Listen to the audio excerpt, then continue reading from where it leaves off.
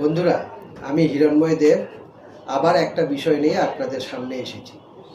বিষয়টা কি বলি, খুবই সাধারণ, কিন্তু তবুও এটা আমার কাছে একটা অসাধারণ ব্যাপার। কেন? আমি কালকে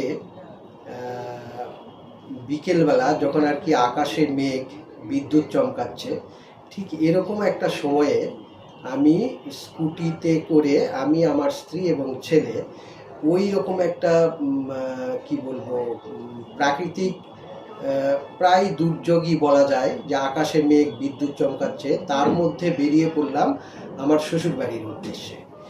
কেন আমি এই কথাটা বলছি? কারণ এটা আমি আগে কখনো করিনি, এই প্রথম। আমি এমনিতে একটু ভীতু টাইপের মানুষ, ঠিক আছে? কীরকম ভীতু?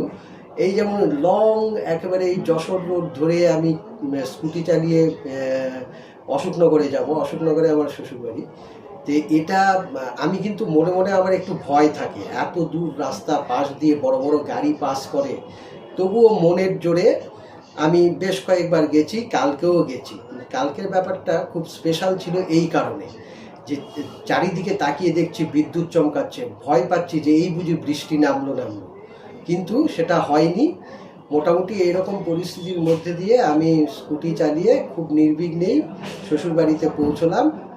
এবার যখন আমি সন্ধ্যে 7টা যখন বাজে, ঠিক ডট সন্ধ্যে 7টা আমি শ্বশুরবাড়ি পৌঁছলাম, এবং এর মধ্যে কোনো বৃষ্টির মধ্যে আমি পড়িনি।